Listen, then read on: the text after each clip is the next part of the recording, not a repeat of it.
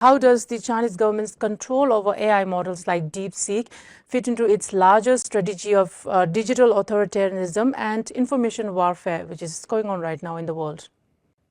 So yes, I think that itself is a very important discussion that really needs to be had in the global space, right? Because if you look at DeepSeek, right, and right now DeepSeek has about 5 million users. And if you look at the users, one of the conversations about DeepSeek, right, apart from Tibetans as like us, when we talk about like censorship, everyone else is talking about DeepSeek in terms of how it is able to compare with ChatGPT, how it is able to compare with Gemini, looking at all the different benchmarks, right, of like mathematical, like response time, all those different aspects, right? So no one's talking about how it is censoring content, even though there are some media organization, but the majority of the conversation is about DeepSeek as an AI tool, right?